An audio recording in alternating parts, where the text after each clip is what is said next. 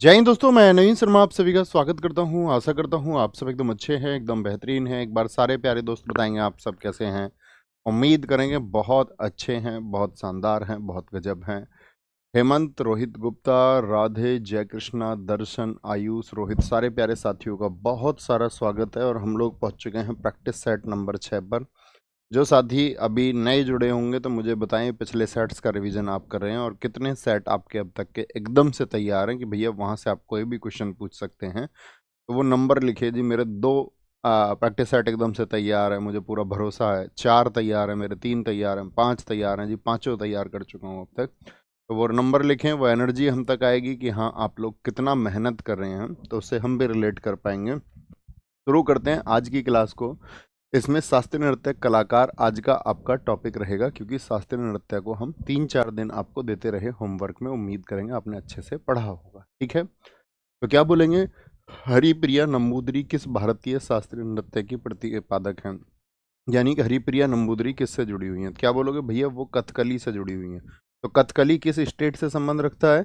तो कथकली केरल का है, ये सब जानते हैं। कथकली के और कौन कौन से नाम है भैया? बहुत चर्चित नाम आता, मृणालिनी साराभाई। कल मैंने आपको स्कूल दिए थे याद करने को।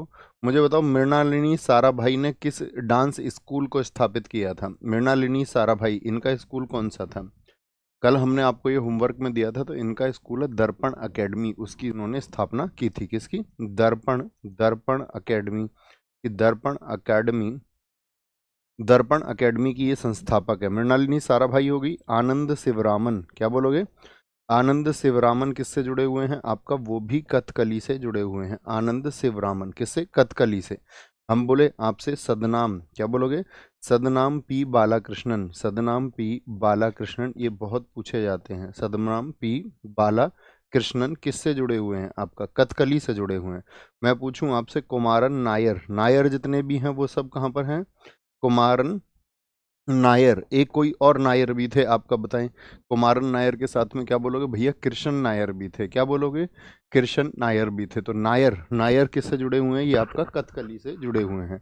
कुचिपुड़ी आंध्र प्रदेश का, ओडिसी उड़ीसा का, भरतनाट्यम तमिलनाडु का। ठीक है, अब आप मुझे कुछ नाम भरतनाट्यम के और बताओ। कोई 2 नाम बताओ जो भरतनाट्यम से संबंधित हो, जो भरतनाट्यम से संबंधित है। 2-3 नाम कोई मुझे आप बताओ। तो भरतनाट्यम से भैया रुक्मणी देवी अरुंडेल हम भूलेंगे नहीं। कौन? रुक्मणी देवी। रुक्मणी देवी किससे जुड़ी हुई हैं? ये आपका भरतनाट्यम से जुड़ी हुई हैं। मैं पूछूं आपसे, सोनल मानसिंह। अच्छा, सोनल मानसिंह भरतनाट्यम के अलावा और क्या करती हैं? भरतनाट्यम के अलावा और किससे जुड़ी हुई हैं? तो सोनल मानसिंह ओडिसी से भी जुड़ी हुई हैं। किससे? ओडिसी से भी भैया ये जुड़ी हुई हैं। वैजंती माला मैं आपको बताता था, जयंती पर माला पहनाते हैं भारत में, रुकती नहीं है मनी भारत में। सोना पहन के मान बढ़ता है कहाँ पर आपका? भारत में। ठीक है, कोई और नाम बताएं। पद्मा सुब्रमण्यम मैंने आपको बता रखा था। एस के सरोजा नाम मैंने आपको बता रखा था। तो ये नाम पूछे जाते हैं। ठीक है, जैसे मैं आपसे पूछूं कुचिपुड़ी से कोई एक नाम बताओ। कुचिपुड़ी से, तो कुचिपुड़ी की मसाल भी उनको कहा जाता है जिन्होंने बुक लिखी थी ए पैशन फॉर डांस। क्या बोलोगे? ए पैशन फॉर डांस बोलो भी फटाफट से। ए पैशन फॉर डांस बोलेंगे। A passion for dance. Kuchipudi की मसाल भी उनको कहा जाता है। तो कौन है? यामिनी कृष्ण मूर्ति। यामिनी कृष्ण मूर्ति हैं। और यामिनी कृष्ण मूर्ति ये भरतनाट्यम से भी संबंध रखती थी। यामिनी कृष्ण मूर्ति। ठीक है, एक यहाँ पर आते हैं कुचिपुड़ी से रेड्डी, जो रूट वर्ड होता है, जैसे कि राजा रेड्डी, राधा रेड्डी। ठीक है, राजा रेड्डी, राधा रेड्डी। एक साथी आपका अर्पणा सतीशन। कौन है? अर्पणा सतीशन। ये किससे जुड़ी हुई हैं? ये आपका कुचिपुड़ी से जुड़ी हुई हैं। कुचिपुड़ी से। ओडिसी से मुझे बताओ कोई एक नाम। सबसे चर्चित नाम कौन सा है? बोलेंगे सर आपने कदम नृत्य को कल 1964 की जगह 1967 लिख दिया था गलती से। हो सकती है ऐसी गलती से, लेकिन उनके दोनों ही वर्ष साथी कहे जाते हैं। कई स्रोतों के अनुसार कदम की स्थापना 1964 में हुई और कई के अनुसार कदम की स्थापना कदम नृत्य केंद्र जो कुमुदनी लखिया ने स्थापित किया था वो 1967 भी बताया जाता है। इसीलिए अब परीक्षा में देख लेना, 1964 और 67 हम दोनों ही वर्ष उसके बताते हैं। ठीक है, याद रखना है। जनरली 1967 आएगा या 64 आएगा, 67 को विकल्प में देगा ही नहीं। दसई और तिहार भारत के किस पड़ोसी देश के लोकप्रिय त्योहार हैं? यानी कि भारत के किस पड़ोसी देश में, ठीक है, पड़ोसी पड़ोसी देश में बताएंगे जी। दसई और तिहार, ये दरअसल में दसई क्या होता है, ये विजयदशमी को बोला जाता है, विजयदशमी को, ठीक है। जैसे कि आपका हमारे यहाँ पर होली होती है, उसको उधर फागु पूर्णिमा कहते हैं, फागु पूर्णिमा। तो दसई कहाँ पर होता है, ये नेपाल में मनाया जाता है। कहाँ पर मनाया जाता है, नेपाल में। श्रीलंका भारत का पड़ोसी देश, आपका सिलेबस है, याद रखना, पड़ोसी देशों से क्वेश्चन पूछे जाते हैं। नवम पेरा हेरा कहाँ का है, ये आपका श्रीलंका का है। कहाँ का है, श्रीलंका का। पाकिस्तान की बात करें, पाकिस्तान में क्या बनता है, संदूर पोलो, क्या संदूर पोलो पूछा जाता है। संदूर पोलो कहाँ पर बनता है। चिरागान मेला पूछ लेता आपसे, पाकिस्तान में क्या, चिरागान, चिरागान, चिरागान जो उत्सव है, चिरागान फेस्टिवल, ये कहाँ का है, चिरागान मेला। बांग्लादेश की बात करेंगे, बांग्लादेश बताओ, आप कोई बता सकता है क्या, मुझे याद नहीं है। म्यांमार का बताओ, चलो मैं फेस्टिवल के नाम देके पूछता हूँ आपसे, आप मुझे बताओ काचिन मनाव कहाँ पर मनाया जाता है, क्या काचिन मनाव भारत के किस पड़ोसी देश में मनाया जाता है। तो काचिन मनाव बनता है आपका म्यांमार। माँ ये कच्चे मानव को खा गया, माँ या मार, माया पीठ, ये कह रहा है। Spring festival, spring festival, spring festival और आपका लालटेन, ठीक है। स्प्रिंग पे कोई कुत्ता आ रहा था, लालटेन से उसको देखना पड़ा। ये कैसे, क्योंकि चाइनीज लोगों की क्या होती हैं, वो आपका आंखें उनकी छोटी होती हैं, लालटेन लेके चलते हैं, ऐसे समझ लो। चीनी, क्या बोलोगे, सॉरी चीनी नहीं, चीन लिखेंगे, क्या बोलोगे, चीन, चीन में ये मनाया जाता है। पारो तसेचू बताओ दोस्त, पारो, पारो तसेचू कहाँ का फेस्टिवल है, पारो तसेचू, तो ये आपका भूटान का फेस्टिवल है, भूटान का। गियोन फेस्टिवल बताओ कहाँ पर मनता है, गियोन, गियोन फेस्टिवल कहाँ पर मनता है, तो गियोन मनता है आपका जापान में। कहाँ पर, जापान में गियोन फेस्टिवल मनाया जाता है, ठीक है। अच्छा, भारत के पड़ोसी देशों से ये तो पूछा ही जाता है, साथ में पड़ोसी देशों में जो हिंदू मंदिर हैं उनको भी बहुत पूछा जाता है, तो बताने के लिए तैयार हैं, याद होंगे सबको पड़ोसी देशों के हिंदू मंदिर। एक बार कलर सेलेक्ट कर लेते हैं बस। पड़ोसी देशों में जो हिंदू मंदिर है वो आपको बताने हैं। क्या बोलोगे, पड़ोसी, पड़ोसी देशों में, पड़ोसी देशों में जो साथी आपका देशों में हिंदू मंदिर हैं, क्या बोलोगे, हिंदू मंदिर, उनको बहुत पूछा जाता है। जैसे कि हम आपसे बात करें, कौन सा, मुझे बताओ, जैसे कटास राज और हिंगलाज मंदिर कहाँ पर हैं, कटास राज और हिंगलाज मंदिर ये कहाँ पर है, हिंगलाज, हमसे कौन सा देश कटता है बताओ, जिसको बिल्कुल भी लाज नहीं है, हिंगलाज, तो ये क्या बोलेंगे, ये भैया आपका पाकिस्तान, पाकिस्तान में स्थित मंदिर है। कहाँ पर, पाकिस्तान में। मुन्नरेश्वरम टेम्पल पूछ ले आपसे, मुन्नरेश्वरम, मुन्नरेश्वरम टेम्पल कहाँ पर है, मुन्नरेश्वरम टेम्पल, ठीक है। और क्या बोलेंगे, आपका जितने भी ऐश्वरम नाम से टेम्पल होंगे भारत के किस पड़ोसी देश में, तो ऐश्वरम नाम से, जैसे रामेश्वरम है, तो रामेश्वरम कहाँ है, साउथ में। अब मुझे बताओ साउथ की तरफ, साउथ की तरफ, फटाफट से बोलेंगे, साउथ की तरफ आपका कौन सा देश है भारत का, भारत के, क्या बोलेंगे भैया, श्रीलंका है, क्या बोलोगे, श्रीलंका स्थित है, क्या है, श्रीलंका है। मुझे बताओ पशुपतिनाथ भारत में, भारत के किस पड़ोसी देश में है, पशुपतिनाथ, पशुपतिनाथ टेम्पल, पशुपतिनाथ बोल दे, मुक्तिनाथ पूछ लें, क्या बोलोगे, मुक्तिनाथ, मुक्तिनाथ, तो ये है आपके कहाँ पर, नेपाल में है, क्या बोलोगे, नेपाल में। आनंद मंदिर कहाँ पर है, भारत के किस पड़ोसी देश में आनंद मंदिर स्थित है, बताओ जी। आनंद मंदिर आपका वो म्यांमार में है, कहाँ पर है, म्यांमार में, या म्यांमार में। चीन की पहले मुद्रा कौन सी चलती थी, अभी तो चीन में चलती है आपका डीसीईपी चलती है, या रिनमिन भी चलती है, तो चाइना की पुरानी मुद्रा कौन सी थी बताओ, युआन, तो उसी से याद रखना, के युआन, के युआन, के युआन टेम्पल कहाँ पर है, ये साथी आपका चीन में है। और आपका बीएपीएस टेम्पल जिसका नरेंद्र मोदी जी ने उद्घाटन किया था 14 फरवरी 2024 को, बताओ कहाँ पर है, बीएपीएस, बीएपीएस टेम्पल जो है ये यूनाइटेड अरब अमीरेट्स में, यूएई देश में है, कहाँ पर है, यूएई में स्थित है। तो पड़ोसी देशों के ये त्योहार और इनके मंदिर साथी खूब पूछे जाते हैं, खूब, ठीक है।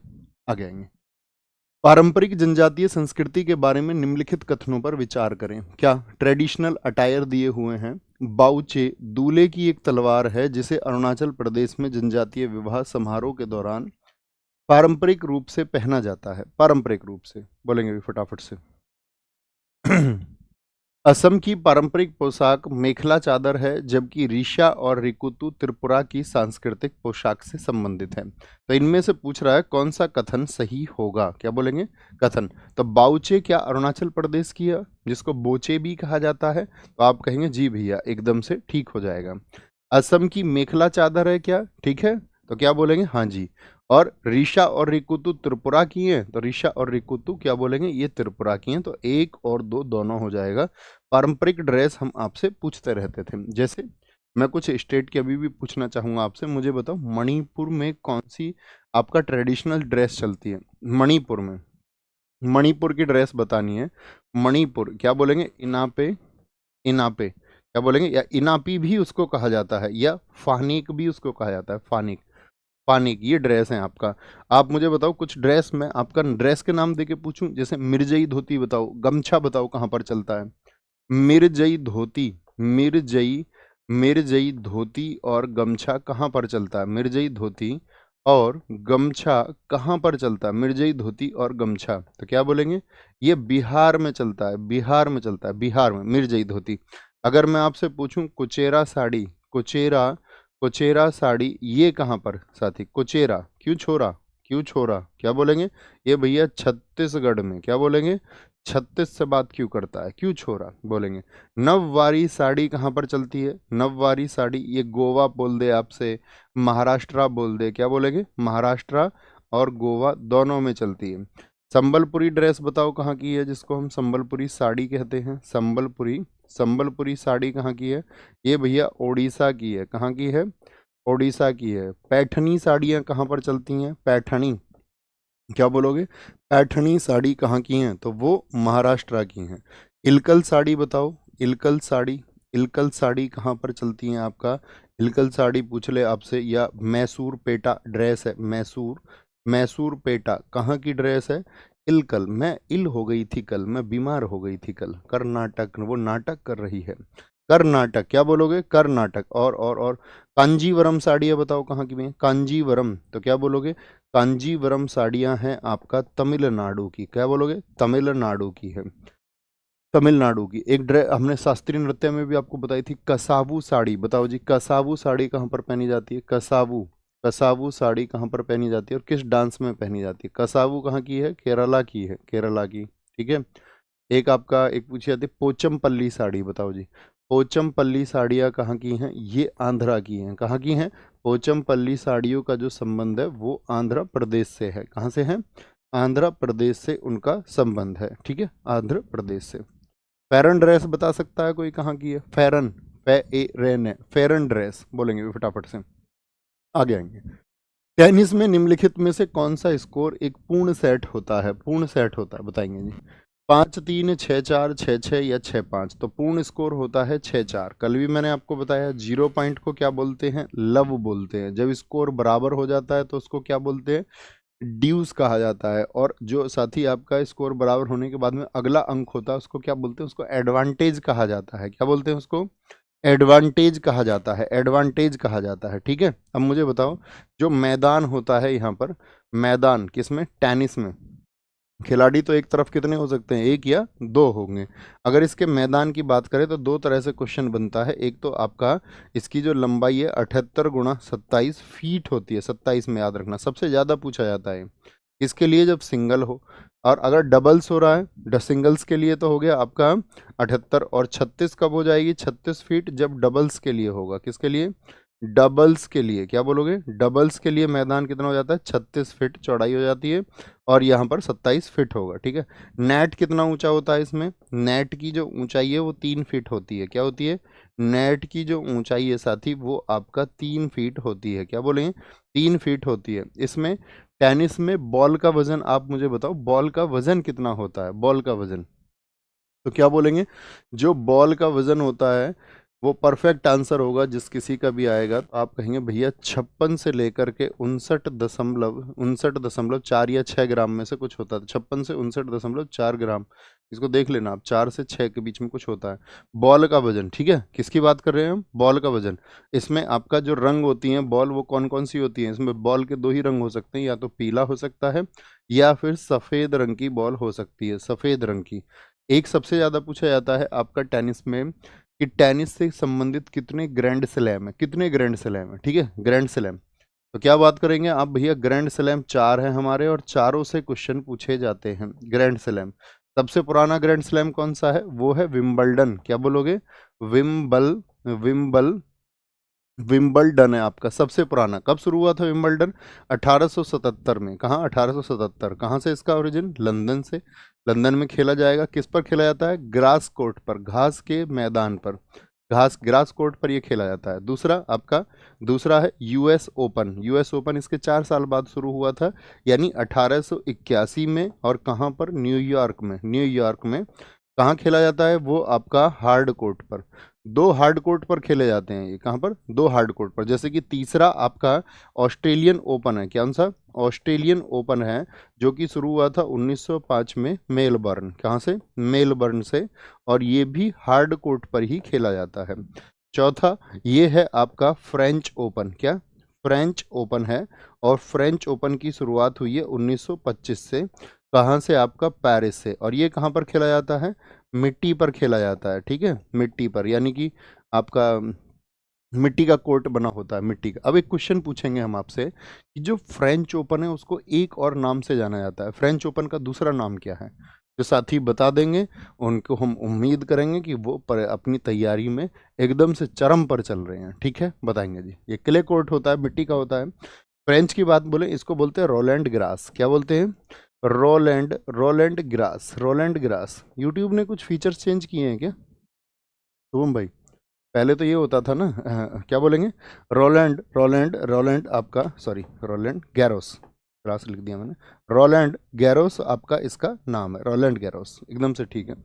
सबसे पहले आंसर दिया है स्ट्रेंजर ने। पहले तो ऐसा होता था ना, जब आप लोग कमेंट लिखते थे तो वो तुरंत लाइव आती थी कमेंट। ठीक है, 1 सेकंड का एक गैप होता था बस। अब तो देर में आती है ना, ऐसा क्यों? ओके ओके ओके, आगे आएंगे, नेक्स्ट आगे आएंगे। टेबल टेनिस में टेबल की ऊपरी सतह की लंबाई कितनी होती है? जो टेबल टेनिस में टेबल होती है उसकी ऊपरी सतह की लंबाई बोलेंगे जी। टेबल टेनिस की बात करें 780 सेंटीमीटर की, 264, 274 या फिर 270 होगी। तो 274 सेंटीमीटर होती है। ठीक है, क्योंकि देखिए इसकी लंबाई कितनी होती है, अगर मैं बात करूं, टेबल टेनिस की जो आपका टेबल होती है उसकी लंबाई होती है लेंथ इंटू ब्रेथ, दोनों ही बता देते हैं। 9 × 5 फीट होती है। कितनी होती है? 9 × 5 फीट। तो 1 फीट कितने का होता है? 9।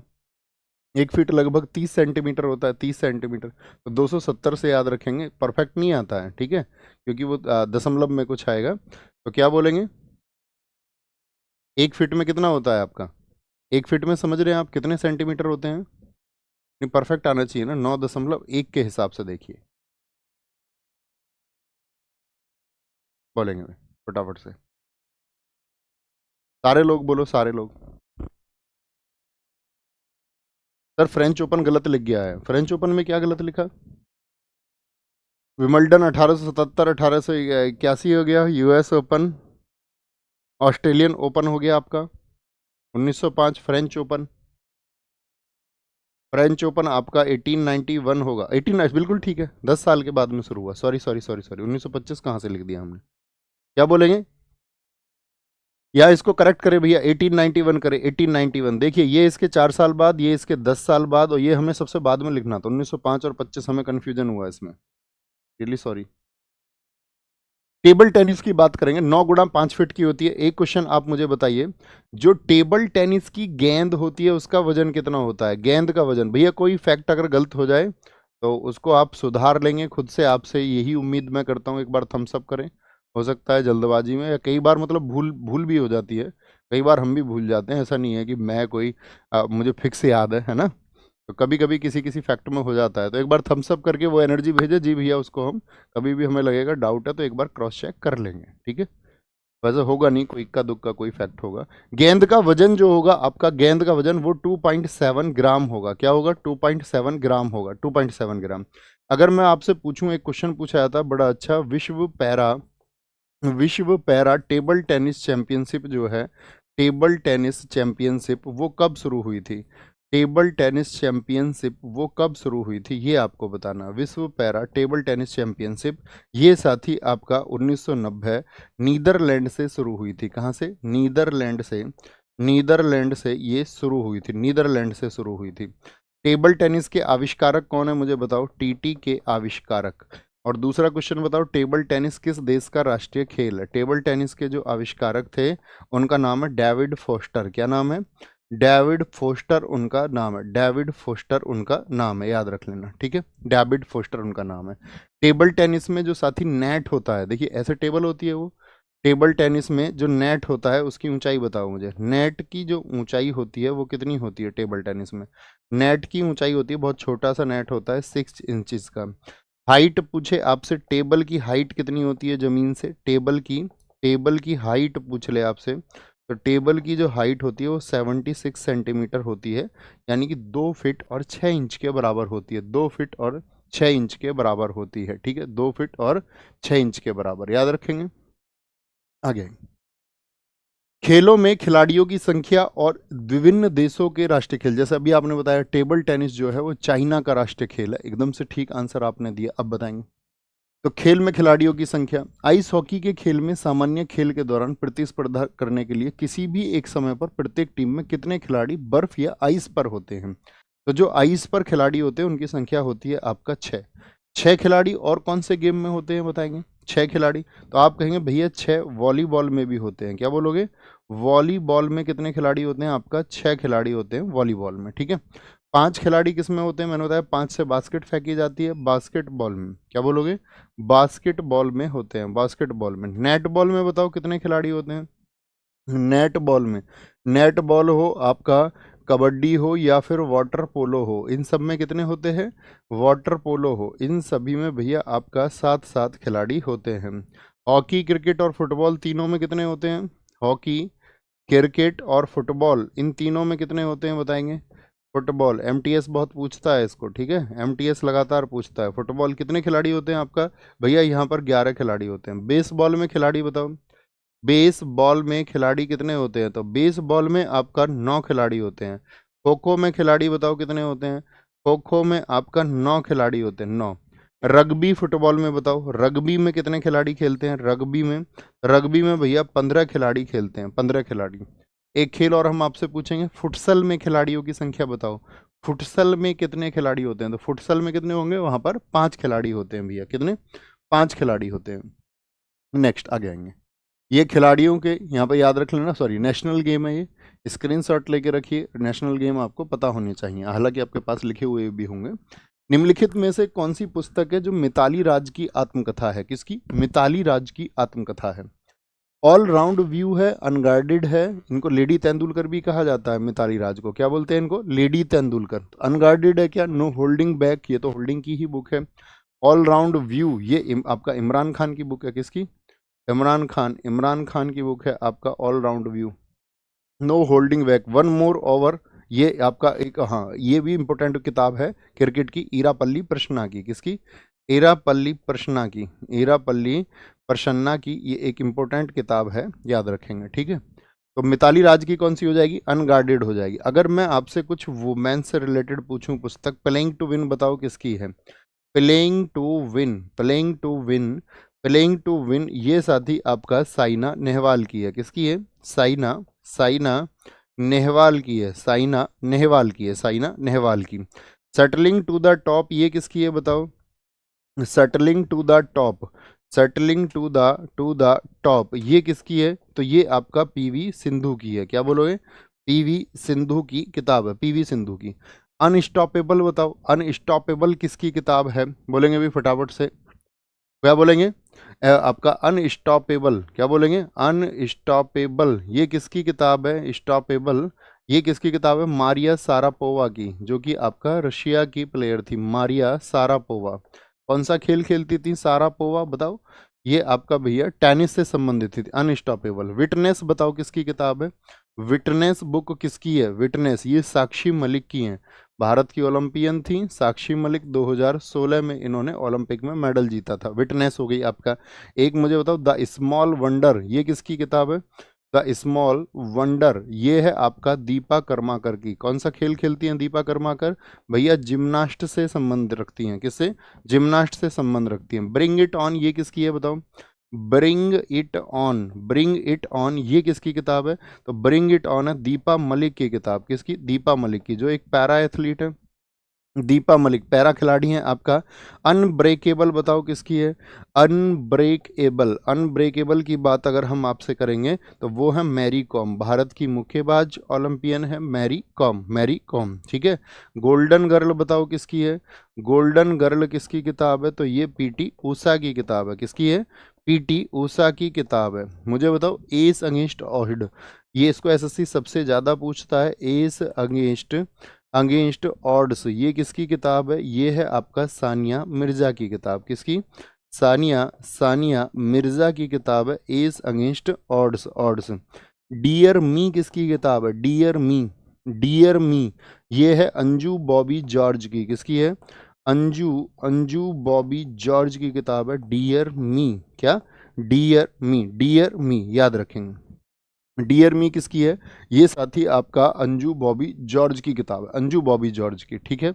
बोलेंगे भाई फटाफट से, कोई दिक्कत कोई परेशानी? आगे आएंगे। उसने ये नहीं पूछा आपसे आइस हॉकी में कितने खिलाड़ी होते हैं, उसने ये नहीं,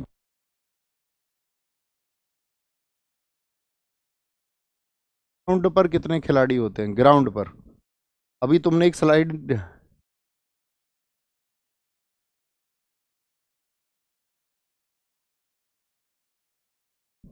ये देखिए यहाँ बुक्स के कुछ के जो नई किताबें हैं 2024-25 की, एक बार आपने हालांकि करंट अफेयर्स में इनको पढ़ा होगा, एक बार सीन टू दिखाओ शुभम भाई,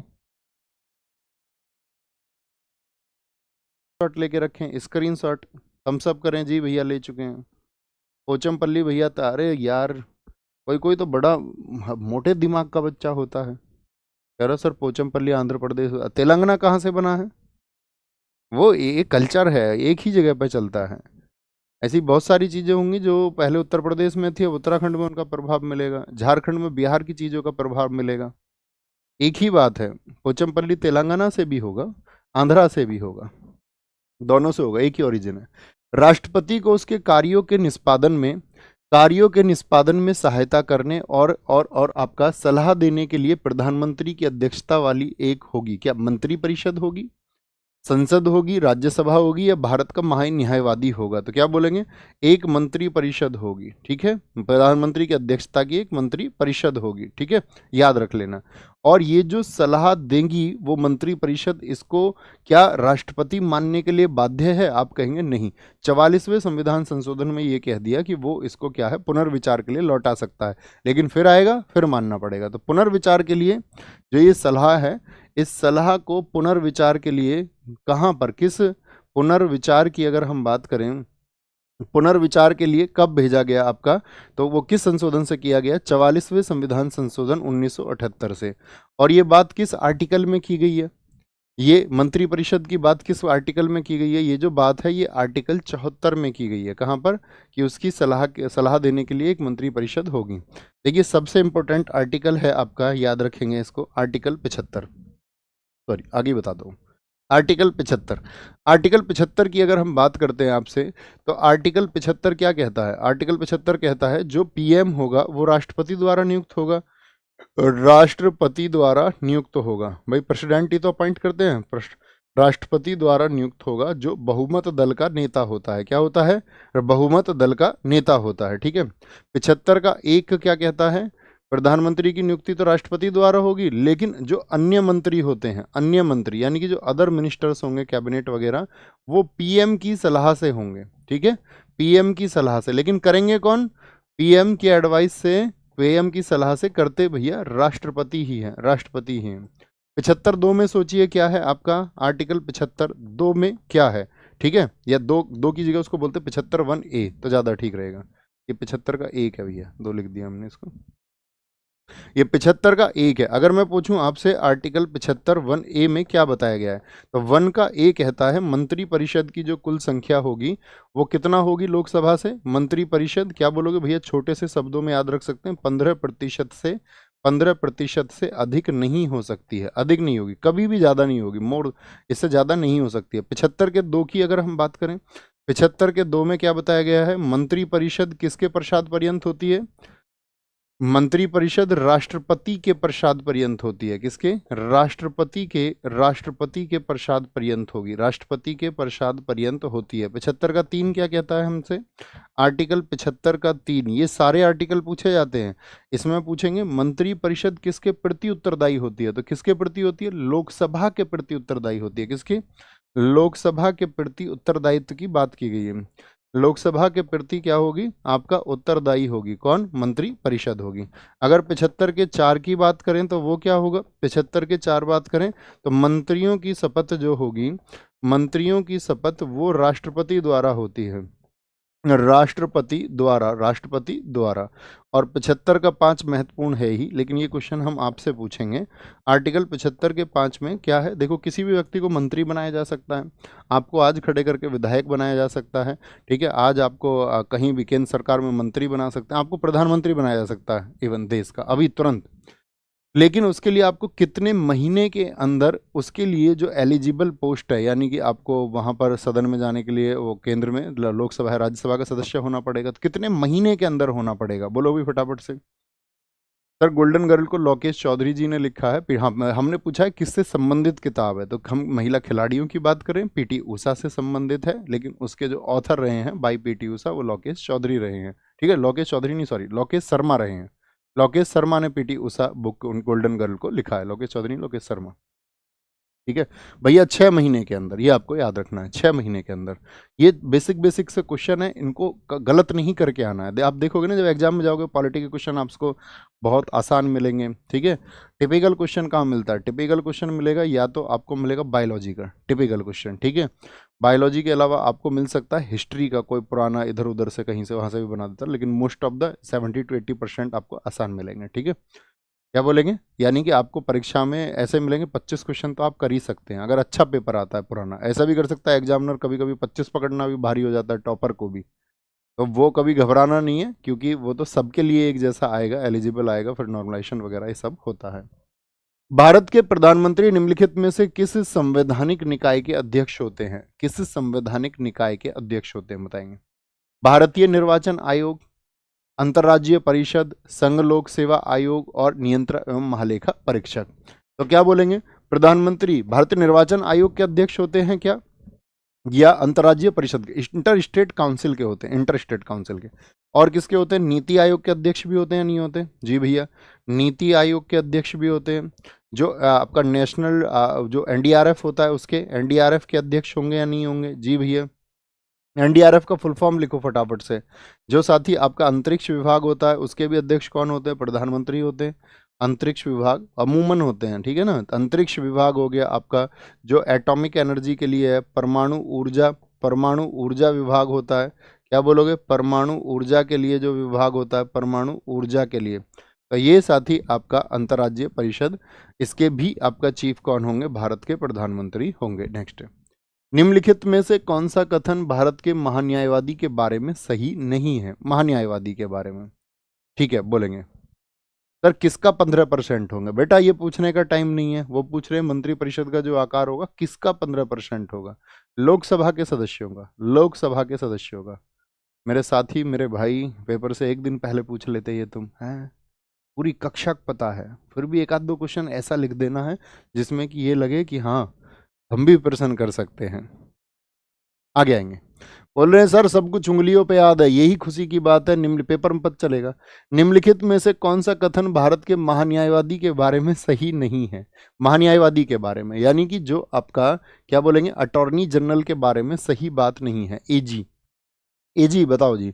उन्हें देश का सर्वोच्च विधि अधिकारी माना जाता है, भारत के प्रधानमंत्री द्वारा उनकी नियुक्ति की जाती है, सर्वोच्च न्यायालय के न्यायाधीश के रूप में नियुक्त होने की योग्य व्यक्ति भारत का महान्यायवादी बनने के लिए पात्र होता है। और अनुच्छेद 76 में भारत के महान्यायवादी के पद का क्या बोलेंगे, पद का प्रावधान है। तो क्या बोलेंगे, नियुक्ति क्या प्रधानमंत्री द्वारा होगी? आप कहेंगे नहीं, भारत के राष्ट्रपति द्वारा होती है। हाँ, पीएम से सलाह ली जाती है, राष्ट्रपति द्वारा होती है, राष्ट्रपति द्वारा होती है। ठीक है, ये याद रखेंगे। महान्यायवादी के बारे में अटॉर्नी जनरल, मुझे बताओ अटॉर्नी जनरल को किस आर्टिकल में बताया गया है? किस आर्टिकल में बताया गया है, बोलेंगे? अटॉर्नी जनरल जो होता है आपका, तो जो अटॉर्नी जनरल होगा इसके लिए आर्टिकल आपको बताना है। इसके लिए मुझे बताओ ये हाई कोर्ट में कितने वर्ष का अनुभव होना चाहिए, 5 वर्ष तक न्यायाधीश रहे हों, या फिर आपका हाई कोर्ट में 10 वर्ष तक वकील रहे हों, 10 वर्ष तक क्या रहे हों, एडवोकेट रहे हों, या हाई कोर्ट में 5 वर्षों तक जज रहे हों, क्या रहे हों, जज रहे हों। पहले अटॉर्नी जनरल कौन थे हमारे देश के, पहले थे आपका MC सीतलवाड़, क्या बोलोगे, MC सीतलवाड़, बहुत बढ़िया, बहुत सारे साथियों ने कहा आर्टिकल 76 में आएंगे। MC सीतलवाड़ पहले थे, MC सीतलवाड़ पहले थे, ठीक है। वर्तमान में बताओ कौन है, वर्तमान में अटॉर्नी जनरल कौन है हमारे देश में, तो R वेंकट रमनी है। कौन से नंबर के हैं बताओ, कौन से नंबर के हैं, R वेंकट रमनी, ये 16वें नंबर के हैं, क्या बोलोगे, 16th नंबर के हैं। इसमें याद रख लेना जो अटॉर्नी जनरल होता है ये तो लिखा ही हुआ है सर्वोच्च विधि अधिकारी होता है, ये पद हमने ब्रिटेन से लिया है, ये याद रख लेना। ये पद कहाँ से लिया है हमने, ब्रिटेन से पद लिया गया है। कहाँ से लिया गया है पद, ब्रिटेन से पद लिया गया है, ठीक है। इनका जो वेतन होता है कितना होता है बताएंगे, वेतन भैया हमेशा क्या बोलेंगे, राष्ट्रपति द्वारा निर्धारित होता है, राष्ट्रपति द्वारा निर्धारित होता है, क्या बोलेंगे, निर्धारित होता है। कार्यकाल क्या इनका निश्चित होता है, बोलेंगे निश्चित कार्यकाल नहीं होता है। त्यागपत्र राष्ट्रपति को देंगे, इनकी हेल्प के लिए एक सॉलिसिटर जनरल होगा, क्या होगा, सॉलिसिटर जनरल होगा। ऐसे ही आपका एक पद और आता है, उसके बारे में भी मुझे जरा बताइए, क्या बोलेंगे, कैग, कैग का पूरा नाम बताओ, क्या बोलोगे, महानियंत्रक एवं अभिलेखा परीक्षक, कंट्रोलर एंड ऑडिटर जनरल होता है, क्या होता है, controller and auditor general, controller and auditor general होता है, ऑडिटर जनरल होता है क्या आपका कैग। किस आर्टिकल में होता है कैग बताओ जरा फटाफट से, तो आर्टिकल 148 में होता है। और इसकी जो रिपोर्ट जाती है वो किस आर्टिकल से आती है, तो रिपोर्ट के बारे में बताया गया है आर्टिकल 151 में। कितने वर्षों तक इसका कार्यकाल होता है, ईयर्स बताओ, क्या बोलेंगे, 6 वर्ष या 65 वर्ष में से पहले जो भी हो जाएगा तो रिटायर हो जाएगा। इसकी जो नियुक्ति होगी, शपथ होगी और त्यागपत्र तीनों किसको जाते हैं, नियुक्ति बोल दें, अपॉइंटमेंट बोल दें, इसका ओथ बोल दें, या रेजिग्नेशन बोल दें, ठीक है, त्याग पत्र, ये तीनों ही किसको देते हैं, राष्ट्रपति को। और राष्ट्रपति को ये सौंपेंगे, किसको, राष्ट्रपति को ये सौंपते हैं। मुझे बताओ अगर हम बात करते हैं कैग की और क्या पूछा जा सकता है इसमें, कैग में, हाँ एक चीज़ और पूछी जा सकती है आपसे, पहले जो साथी कंट्रोलर एंड ऑडिटर जनरल थे वो कौन थे, तो पहले थे वी नरहरि राव जो 1950 से 54 तक रहे थे, वी नरहरि राव पहले कैग थे। और आपसे पूछे वर्तमान में कौन है, वर्तमान में 15वें हैं, क्या बोलोगे, वर्तमान में 15वें हैं, वो हैं के संजय मूर्ति। कौन है साहब, के संजय मूर्ति है बॉस, कौन है बॉस, बोलो, के संजय मूर्ति है, के संजय मूर्ति है। ये हमको पता होना चाहिए कैग के बारे में, कैग के बारे में। भारत के संविधान में संशोधन करने की संसद की शक्तियों के संबंध में केशवानंद भारती मामले 1973 में सर्वोच्च न्यायालय ने क्या निर्णय दिया था, बताओ जी। संसद को मौलिक अधिकारों सहित संविधान के किसी भी भाग में संशोधन करने की असीमित शक्ति है, आप कहेंगे नहीं जी, संसद संविधान में संशोधन कर सकती है। तो संसद संविधान में देखो, संविधान को कभी भी बदला जा सकता है, यानी कि उसमें कभी भी संशोधन हो सकते हैं, लेकिन एक क्या बात है कि उसका जो मूल ढांचा है, जो बेसिक स्ट्रक्चर है और जो आपका एसेंशियल फीचर्स हैं, जो उनकी बातें उसमें की गई हैं, उनको आप नहीं बदल सकते हैं, ये बात आपको पता होनी चाहिए, ठीक है जी। कोई दिक्कत, कोई परेशानी, कोई दिक्कत नहीं है। जब राज्यसभा के सभापति का पद रिक्त हो तो उसके कर्तव्यों का पालन निम्नलिखित में से किसके द्वारा किया जाएगा, यानी कि जब आपका सभापति कौन होते हैं, उपराष्ट्रपति होते हैं, और उपराष्ट्रपति बैठे हुए नहीं है, तब आपका राज्यसभा के उपाध्यक्ष यानी कि उपसभापति करेंगे। कौन करेंगे, डिप्टी चेयरमैन करते हैं, डिप्टी चेयरमैन, ठीक है। ये बात आपको पता होनी चाहिए, कॉमन क्वेश्चन है, आज को पढ़ने हैं। आज आपका हिस्ट्री का रिवीजन रहेगा, औरंगजेब और दारा सिकोह का एक बार उसको पढ़ेंगे, ठीक है, आगे आएंगे। इनमें से किसे शाहजहां ने शाह बुलंद इकबाल की पदवी दी थी, शाह बुलंद इकबाल, दारा शिकोह, शाह सूजा, औरंगजेब या फिर मुराद। किसने, शाहजहां, शाहजहां का ही बेटा था, तो शाहजहां किसको गद्दी पर बिठाना चाहता था, तो शाह बुलंद इकबाल उसी को कहेगा, क्या बोलेंगे, तो वो दिए आपका दारा शिकोह को। दारा शिकोह बहुत इंपॉर्टेंट है, ठीक है, दारा शिकोह। इसको मुझे बताओ, एक इतिहासकार था लैनपूल, लैनपूल, जिसने मुगलों का इतिहास लिखा है, लैनपूल ने इसको कहा था लघु अकबर। क्या कह दिया था? छोटा अकबर इसको कह दिया था, लघु अकबर। इसकी जो रचनाएं होती थी वो किस उपनाम से करता था, बताओ? किस उपनाम से ये उपनाम से रचना लिखता था? रचना लिखता था, बताएंगे? किस उपनाम से रचना लिखता था? रचना लिखता था, वो थे आपका इसका उपनाम कादरी। कादरी। इसने बहुत बुक लिखी है, बहुत इंपॉर्टेंट बुक है। दिल्ली पुलिस कभी भी हुआ है तो ऐसा कभी नहीं हुआ है कि उस बुक का नाम नहीं पूछा गया हो।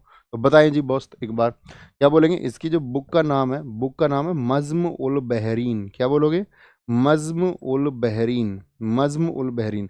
एक इसने 52 उपनिषदों का ट्रांसलेशन किया था, उसका क्या नाम है?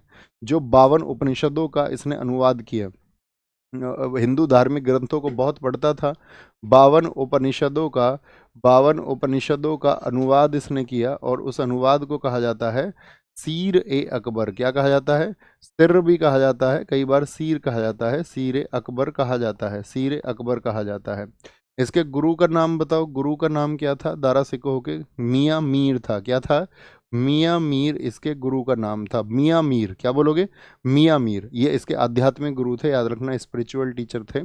आध्यात्मिक, क्या बोलोगे? आध्यात्मिक गुरु थे इनके, आध्यात्मिक गुरु थे। मुझे बताओ, दारा शिकोह का तोपची जो बहुत चर्चित रहा था, उसका क्या नाम है? दारा शिकोह का जो साथी तोपची था, क्या बोलेंगे? हालांकि युद्ध तो बेचारा इसको नहीं जिता पाया। तो तोपची कौन था आपका? मनुची था, मनुची। मनुची था। लेकिन मुझे बताओ, जो मैंने बताया था औरंगजेब को कहाँ पर सूबेदारी दी गई थी भैया? दक्षिण में दी गई थी, वो दक्षिण से आया था। और आपका क्या करता है? इसकी गर्दन कटवाता है दारा सिकोह की, और अपने पिता को भिजवाता है शाहजहां को, जब वो कैद में रहता है, ये लो अपने प्रिय बेटे की गर्दन थाली में रखवा के। तो इनके बीच में 3 युद्ध हुए थे। क्या बोलेंगे? दारा वर्सेज औरंगजेब। ठीक है, दोनों भाइयों के बीच में 3 युद्ध हुए। औरंगजेब दक्षिण से आया, बाकी भाइयों को उसने बहकाया। तो पहला युद्ध कौन सा हुआ था? तो पहला हुआ था धर्मट का युद्ध। कौन सा? धर्मट का युद्ध हुआ था। और धर्मट का जो युद्ध हुआ था, ये हुआ था 8 जून 1658 को। कब? 8 जून 1658 को। इसके बाद में, धर्मट के बाद में सामूगढ़ का हुआ था। सामूगढ़ जो कि आगरा के समीप पे हुआ, ये 2 दिन बाद हुआ, यानी कि 10 जून 1658 को। फिर ये भाग जाता है दारा सिकोह। फिर तीसरा वॉर होता है देवराई का। ये कहाँ पर हुआ था? अजमेर में हुआ था। कहाँ पर? अजमेर में। ये हुआ था 1659 में। देखिए, यहाँ पर पूछा था धर्मट का जो युद्ध हुआ था, ये कहाँ पर हुआ था? उज्जैन, एमपी क्षेत्र में। यानी औरंगजेब दक्षिण से उत्तर की तरफ बढ़ रहा है। सामूगढ़ हुआ आपका आगरा में। और ये यहाँ से जब भाग जाता है तो देवराई कहाँ पर हुआ? अजमेर में हुआ। कहाँ पर हुआ? अजमेर में हुआ, अजमेर में। कौन बताएगा? जो साथी आपका दारा शिकोह थे, तो दारा शिकोह को कौन से सिख गुरु का समर्थन मिला हुआ था, बताएंगे? और वो कौन से नंबर के गुरु थे, बोलेंगे भाई फटाफट से? सारे लोग बोलेंगे भैया आपका कैग वर्तमान में नहीं, संजय मूर्ति हैं। अभी 2024 से ही तो उन्होंने, उनकी जगह पहले कौन था? उनकी जगह, उनकी जगह पहले एक व्यक्ति थे ना, क्या नाम था उनका यार? संजय मूर्ति से पहले मुर्मू, मुर्मू थे, मुर्मू थे, मुर्मू। आगे आएंगे। चलो भाई, सारे लोग बोलेंगे, सारे लोग बोलेंगे, क्या बोलेंगे? आपका देवराई 1659। सबका आंसर गुरु हर राय। अर्जुन देव नहीं यार, अर्जुन देव नहीं। अर्जुन देव कैसे हो जाएंगे? अर्जुन देव कैसे हो जाएंगे? गुरु हर राय छठे गुरु थे, गुरु छठे गुरु थे, गुरु हर राय।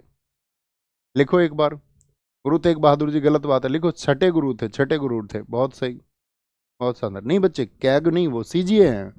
सीजीए जो आप कह रहे हैं ना, टीसीए कल्याणी, वो सीजीए है। वो होते हैं controller general of accounts, controller general of account, CGA. अगर मैं बात कर रहा था अभी कैग की, कंट्रोलर एंड ऑडिटर जनरल की, तो कैग और सीजीए दोनों अलग पद हैं। निम्नलिखित युद्धों को कालक्रमानुसार व्यवस्थित कीजिए और नीचे दिए गए कूट के आधार पर सही उत्तर दीजिए। धर्मट, बहादुरपुर, खजुआ और सामूगढ़। तो पहले तो क्या हुआ? धर्मट ही हुआ। धर्मट के बाद में आपका सामूगढ़ हुआ। बहादुरपुर बहुत पहले हो गया था। सबसे पहले इसमें बहादुरपुर ही हुआ है। चार सामूगढ़ हो जाएगा और फिर आपका 3 हो जाएगा। देवराय सामूगढ़ हो जाएगा और फिर आपका 3 हो जाएगा। देवराई इन्होंने दिया नहीं है। 2 1 4 3, ऑप्शन डी क्या हो जाएगा? एकदम से सही हो जाएगा, एकदम से सही हो जाएगा। औरंगजेब को आज आप पढ़ेंगे, एक बार रिवाइज करेंगे। औरंगजेब ने किसको साहिबात उज्जमानी की उपाधि धारण की थी?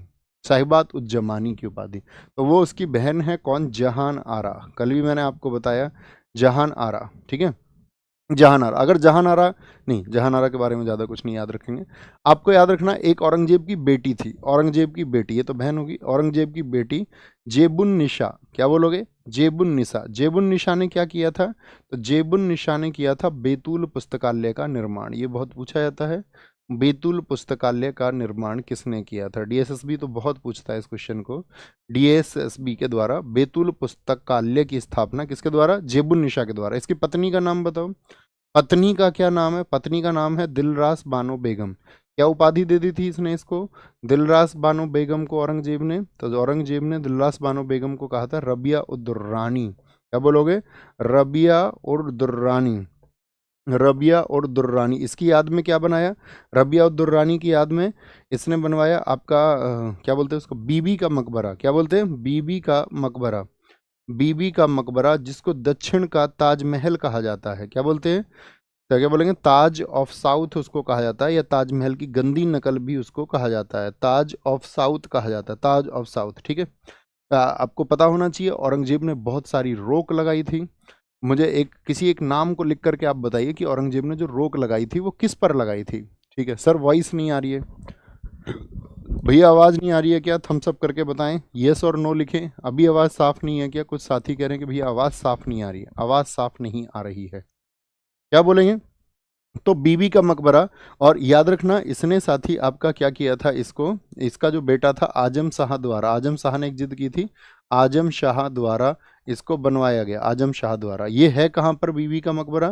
तो अभी बोलेंगे आप, आपका ये है जी औरंगाबाद, महाराष्ट्र में। और औरंगाबाद का नाम बदल के अब क्या कर दिया गया है? औरंगाबाद का नाम, सब लोगों का आंसर आए। महाराष्ट्र में जो औरंगाबाद है उसका नाम बदल करके क्या किया गया? ऑल क्लियर सही है जी, आवाज एकदम से आ रहा है, क्लीन है भैया, बहुत बढ़िया, बहुत सही। भैया म्यूजिक पर उसने रोक लगा दी थी आपका, और पेंटिंग पर, झरोका दर्शन पर उसने रोक लगा दी थी, तुलादान पर रोक लगा दी थी। मुझे बताओ एक बार औरंगजेब की सेना में कितने प्रतिशत आपका जो साथी हिंदू सेनापति थे? सब लोग आंसर करें। भैया संभाजी नगर इसका नाम कर दिया गया, बहुत बढ़िया। किन के नाम पर किया गया? छत्रपति संभाजी महाराज जी के नाम पर किया गया। ठीक है। कहाँ पर है ये? आपका महाराष्ट्र में स्थित है। क्या बोलेंगे? महाराष्ट्र में। मुझे बताओ औरंगजेब के समय पर जो विद्रोह हुए थे उनमें चर्चित विद्रोह कौन कौन से हैं? जैसे पहला पूछा जाता है जाटों का विद्रोह हुआ, तो वो कब हुआ बताओ जी? जाटों का, रिवॉल्ट ऑफ जाट्स, जाटों ने विद्रोह किया औरंगजेब के खिलाफ, लड़ी ये कौम, तो क्या बोलेंगे? 1669 में, 1669 में। सिखों की बात करेंगे, सिख कब भिड़े थे? तो सिखों की बात करेंगे आपका 1675 में। सतनामियों की बात करेंगे, सतनामियों की बात करेंगे जो कि आपका कबीर के अनुयायी थे। सतनामियों का जो विद्रोह है 1672 में हुआ था। ये तीन विद्रोह हैं जो बहुत पूछे जाते हैं। क्या बोलेंगे? बहुत पूछे जाते हैं। औरंगजेब का राज्याभिषेक 2 बार हुआ था, आपको पता होना चाहिए।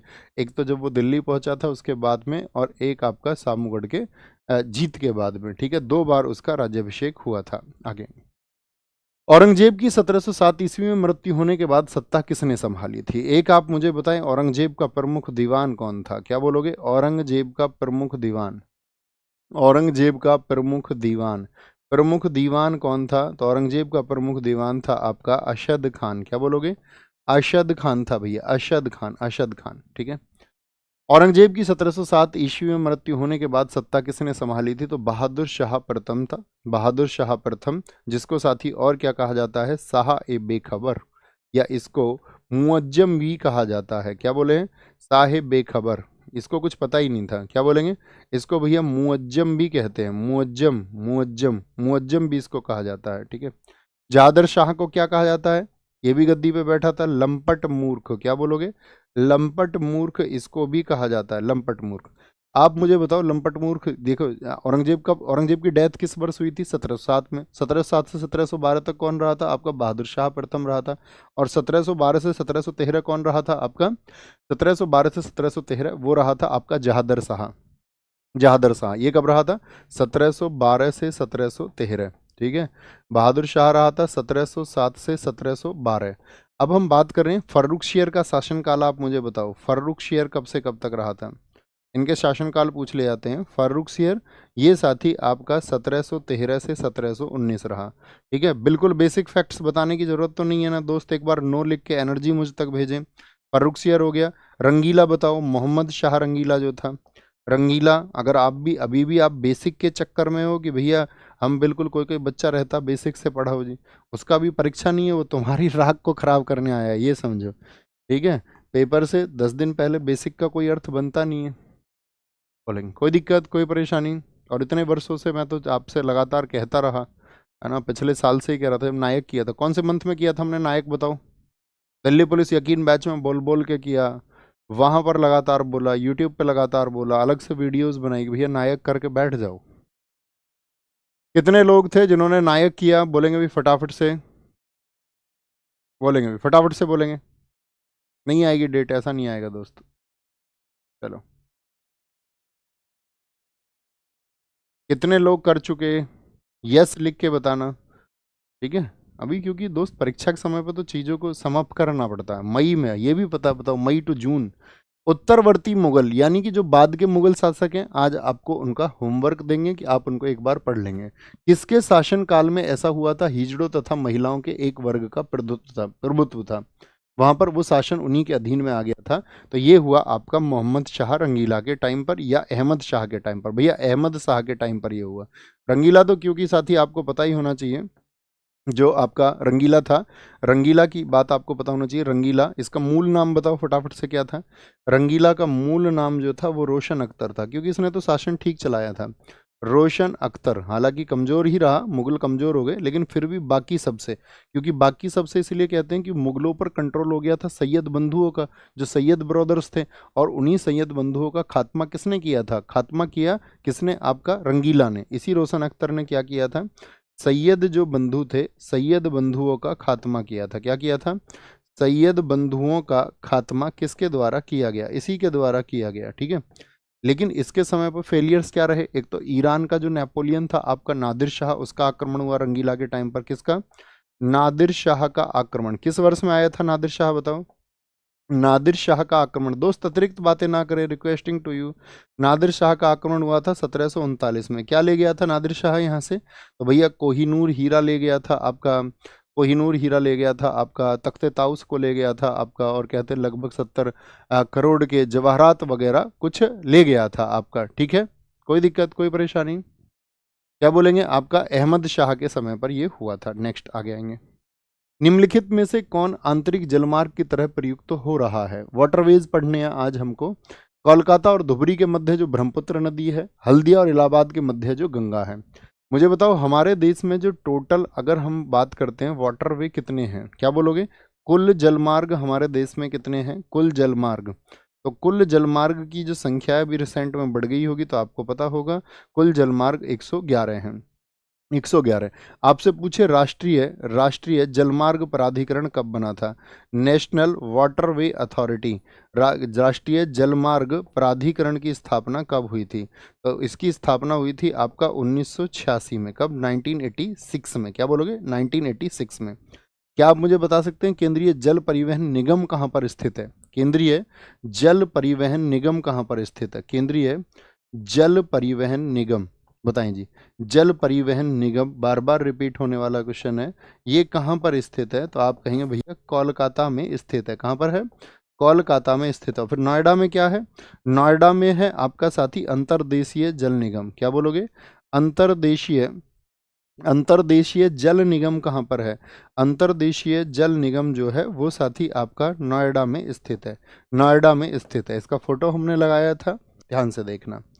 देखो सबसे इंपॉर्टेंट पहला वाला पूछा जाता है, इसको बोलेंगे NW1। NW1 का मतलब क्या है? National waterway. जैसे नेशनल हाईवे होता है NH1, वो तो सड़क पर हो गया, ये है NW। तो क्या बोलेंगे?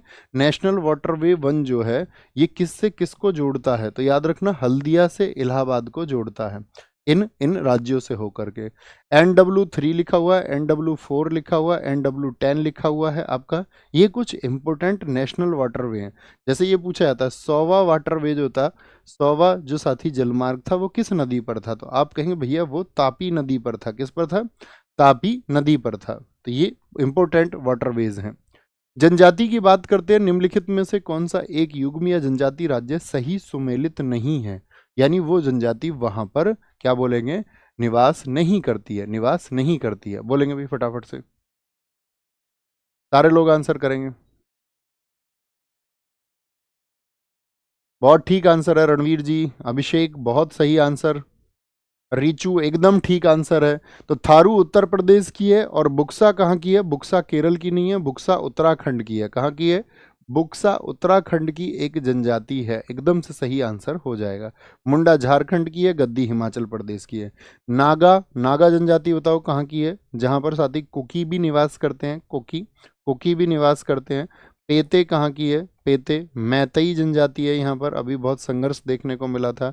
मणिपुर में, मणिपुर में कोई नहीं गया था उस स्टेट में उसको संभालने के लिए, उस स्टेट को, और सरकारों ने उसको जलने दिया था। क्या बोलेंगे? लिम्बूस, लिम्बूस कहाँ की है बताएंगे? लिम्बूस भैया आपका सिक्किम की जनजाति है, सिक्किम की, सिक्किम की जनजाति है, सिक्किम की। कोन्याक कहाँ की जनजाति है बताएंगे जी फटाफट से? कोन्याक, कोन्याक कहाँ की जनजाति है? तो कोन्याक है भैया आपका ये नागालैंड की जनजाति है। क्या बोलोगे? नागालैंड की जनजाति है। तमरिया जनजाति बताओ कहाँ की है? बहुत पूछी जाती है। तमरिया और बिरहोर, क्या बोलेंगे? तमरिया और बिरहोर कहाँ की जनजाति है? तमरिया और बिरहोर कहाँ की जनजाति है? तमरिया पूछे आपसे, बिरहोर पूछ ले आपसे, बिरहोर पूछ ले, और यहाँ पे संथाल भी है, संथाल जनजाति रहती है। मुंडा जनजाति यहाँ पर रहती है, मुंडा जनजाति। ये चारों जनजाति कहाँ की हैं? तो क्या बोलेंगे? ये भैया आपका झारखंड की जनजाति हैं। कहाँ की? झारखंड की, झारखंड की। एक साथी आपसे पूछा जाएगा अंगामी कहाँ की है? अंगामी, तो अंगामी जनजाति ये नागालैंड की है। कहाँ की है जी? आगामी जनजाति जो है वो आपका अंगामी नागालैंड की है। एक पूछी जाती है जारवा, जारवा और सोमपेन जनजाति पूछी जाती हैं। सैंटिनली भी पूछ ली जाती है, सैंटिनली भाषा है वो वहाँ की। अंडमान और निकोबार की, अंडमान निकोबार की। आपसे पूछ ले जौनसारी जनजाति कहाँ पर रहती है? जौनसारी, तो जौनसारी जनजाति है आपका उत्तराखंड की। लेपचा जनजाति बताओ मुझे कहाँ से संबंध रखती है? लेपचा आपको बताना है। लेपचा जनजाति का संबंध किस राज्य से है बताएं एक बार? तो लेपचा जनजाति भैया जी सिक्किम से संबंध रखती है। कहाँ से? सिक्किम से उसका संबंध है, सिक्किम से उसका संबंध है, सिक्किम से। ओके। निम्नलिखित में से कौन सा शोध संस्थान है वो सही सुमेलित नहीं है? सही सुमेलित नहीं है बताएं एक बार? सही सुमेलित नहीं है। दोनों लैंग्वेज में नहीं लिख सकते हैं दोस्त, बहुत लंबा लगेगा, हम बोल देते हैं। और आपको ऐसा कोई है नहीं, कुछ वर्ड ऐसा है नहीं, इंग्लिश में लिखा ही रहता है जो समझ में नहीं आए। बोलेंगे पर मेरी क्लास लाइव नहीं चल रही है, एक बार कैंसिल करके वापस क्लास में आओ। जिसका ठीक नहीं चल रहा है वापस आ जाया करो।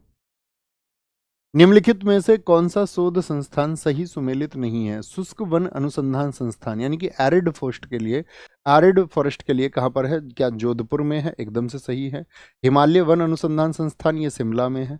वन अनुसंधान संस्थान ये देहरादून में है। लकड़ी के लिए जो साथी institute of would science and technology है, क्या ये हैदराबाद में है? तो आप कहोगे नहीं भैया ये बंगलुरु में है। कहाँ पर है? ये बंगलुरु में स्थित है, बंगलुरु में। नेशनल न्यूट्रिशन इंस्टीट्यूट बताओ, राष्ट्रीय पोषण संस्थान कहाँ पर है? राष्ट्रीय पोषण संस्थान ये कहाँ पर है? ये आपको आंसर बताना है। नेशनल न्यूट्रिशन इंस्टीट्यूट, राष्ट्रीय पोषण संस्थान, राष्ट्रीय पोषण संस्थान ये साथी आपका कहाँ पर है?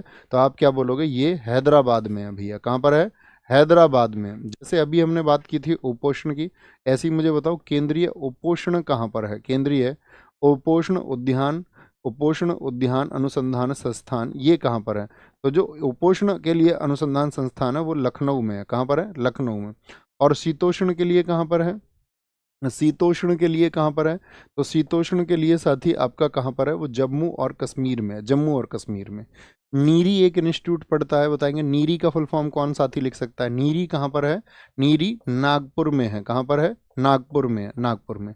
नीरी का फुल फॉर्म सबको लिखना है, क्लास को तब आगे बढ़ाएंगे। ऊपर दिखाएं क्या कह रहे हैं, बोलेंगे भी फटाफट से। सर क्लास जो है आज 15 क्वेश्चन से बोलेंगे। सर आज काला दिन है, इसके बारे में थोड़ी बात कीजिए।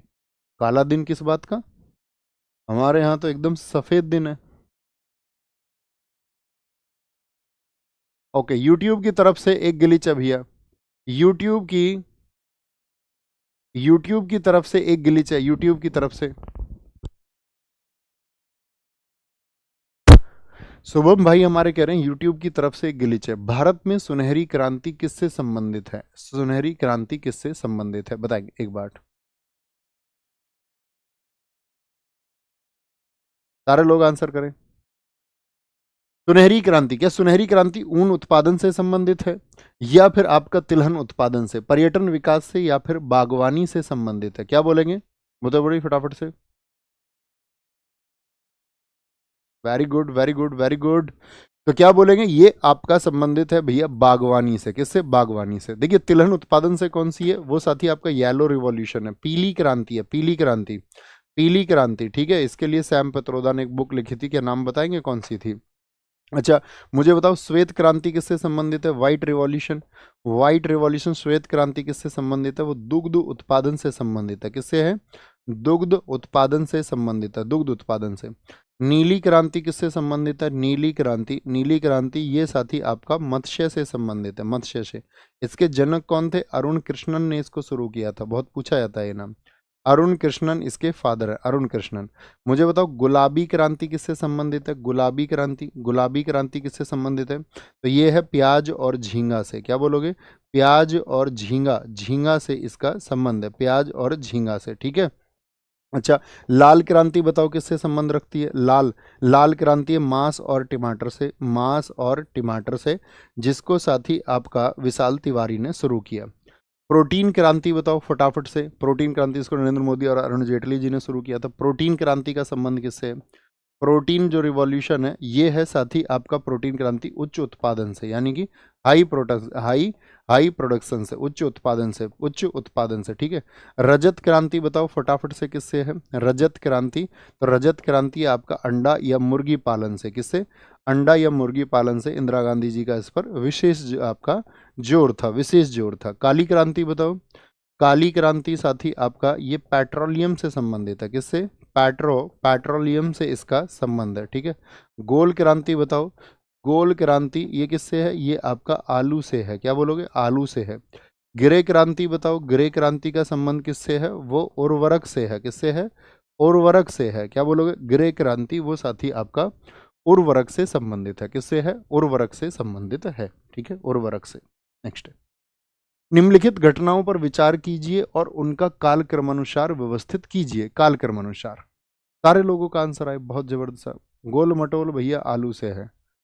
ठीक है, देसी ब्लॉगर एकदम फिट है, एकदम फिट है, बताएंगे। तो उसका कालक्रमानुसार व्यवस्थित कीजिए। मगरमच्छ प्रजनन परियोजना से है। मगर अच्छा सॉरी, कालक्रम यानी मगरमच्छ प्रजनन योजना कब शुरू हुई थी? 1975 की योजना है दोस्त, 1975 की योजना। इसी समय पे कछुए के लिए भी चली थी। हाथी परियोजना 1992। मुझे हाथी दिवस कौन लोग बता सकते हैं, कब मनाया जाता है हाथी दिवस? प्रोजेक्ट टाइगर 1 अप्रैल 1973 को शुरू हुआ था। वन महोत्सव जो शुरू हुआ साथी वो 1950 से शुरू हुआ, 1950 से। तो क्या बन जाएगा? 4132, 4132 बन जाएगा। 413 नहीं सॉरी, 4, हाँ ये तो बनेगा, 4 हो गया, सॉरी 1973 पहले आएगा ना इससे। 4312 बन जाएगा, 4312, यानी कि ऑप्शन ए एकदम से सही हो जाएगा। मुझे बताओ जो राइनो होता है, गैंडा के संरक्षण के लिए कब प्रोग्राम चला था? गैंडा संरक्षण प्रोग्राम कब चला था? तो गैंडे के संरक्षण के लिए चला था आपका 1987 में। वल्चर के लिए, गिद्ध संरक्षण के लिए प्रोग्राम कब से चला था? गिद्ध संरक्षण के लिए बताएंगे भी फटाफट से। गिद्ध संरक्षण के लिए, गिद्ध संरक्षण के लिए, तो गिद्ध के लिए कंजर्वेशन के लिए प्रोग्राम चला था 2006 से। हिम तेंदुआ, हिम तेंदुआ बताएंगे जी फटाफट से। हिम तेंदुआ ये साथी आपका हिम तेंदुआ, तो क्या बोलेंगे? 2009 से। प्रोजेक्ट डॉल्फिन की बात करें, प्रोजेक्ट डॉल्फिन, प्रोजेक्ट डॉल्फिन की बात करें, प्रोजेक्ट डॉल्फिन की बात करें, तो प्रोजेक्ट डॉल्फिन है आपका 2021 से, 2021 से। सर क्लास 15 क्वेश्चन से चल रही है भैया। यूट्यूब की तरफ से अभी बताया ना, यूट्यूब की तरफ से कोई ग्लिच आया है, यानी कि आप वो बच्चे हैं जो क्लास में लेट आए हैं, है ना? आप वही तो लिख रहे होगे, नहीं क्लास 15 तो आप कर चुके होंगे पहले, जो रेगुलर होंगे। बड़ी दिक्कत हो गई। तो ये यूट्यूब की तरफ से कोई ग्लिच है साथी, अभी इन्होंने बताया, बोलेंगे। अब बाबा साहब जी के लिए हमने सुबह एक वीडियो बनाया है साथी, देखिए। अपने सिर्फ उसी प्लेटफॉर्म को बना लिया है अपने महापुरुषों को याद करने के लिए, अपने क्रांतिकारियों को याद करने के लिए। ठीक है, वो आप वीडियो वहाँ देखा करो, जिनको देखना है। जैसे चाहते हैं ना कि आप इसमें पर कुछ शब्द बोले, तो हम ये सोच रहे हैं कि हम क्लास में ना बोल के अलग से वहाँ बोल दिया करें। और थैंक यू। तो क्या बोलेंगे, निम्नलिखित में से कौन सा मुद्रा आपूर्ति या उसके लिए साधारण रूप होता है, जिससे मुद्रा का माप होता है? तो साधारण रूप कौन सा होता है? M3 होता है, M3 मुद्रा के। M3 M4 M2 पढ़े होंगे आपने। जैसे M3 M4 को क्या कहा जाता है? M3 और M4 को क्या कहा जाता है? इसको ब्रॉड मनी कहा जाता है। ब्रॉड मनी विस्तृत रूप, जब सब रूप जुड़ जाए। जैसे कि आपसे पूछ ले M1 प्लस M2 को क्या कहा जाता है, तो इसको बोला जाता है नैरो मनी। जब संकुचित मनी की बात हो, किसकी? संकुचित मनी की बात हो, नैरो मनी। तो M3 भी क्या होता है? ठीक है, जैसे M1 की बात करें, ये सबसे महत्वपूर्ण मानक तो M1 को माना जाता है। साधारण मानक होता है M3, तो सबसे महत्वपूर्ण कौन सा होता है? M1 होता है। M1 M2 M3 M4 ये आपको पता होंगे। ठीक है, नहीं तो जब मैंने दे दिया फुल फॉर्म, तो इकोनॉमिक्स फुल फॉर्म, तो आज एक बार देखेंगे इनको। NBFC नेशनल, नेशनल बोलेंगे भी फटाफट से, या नॉन बैंकिंग फाइनेंशियल कमोडिटी, या फिर नॉन बैंकिंग फाइनेंशियल कॉर्पोरेशन, या नॉन बैंकिंग फाइनेंशियल कंपनी होती है, या फिर कमीशन होता है? तो क्या बोलोगे भैया? नॉन बैंकिंग फाइनेंशियल कंपनी होती है। बोलेंगे भी फटाफट से, क्या हो जाएगा? NBFC क्या होगा?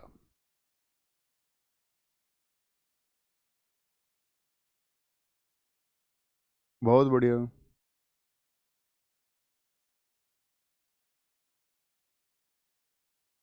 कोई बात नहीं बच्चे, 15 से चल रही है, बाद में आ जाएगा वो, अपडेट आ जाएगा। ठीक है, कभी कभी यूट्यूब कर लेता है, आजकल यूट्यूब बहुत कुछ करने लगा है। अब जैसे पहले हम क्वेश्चन पूछते थे तो कमेंट सेक्शन में तुरंत आंसर दिखता था, अब वो उसको लेट दिखाता है। बहुत बढ़िया।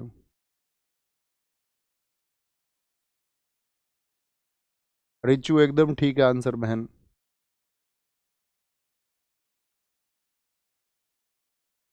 अब बताइए, मैंने क्वेश्चन कितनी देर का पूछा, अभी तक आंसर नहीं आए।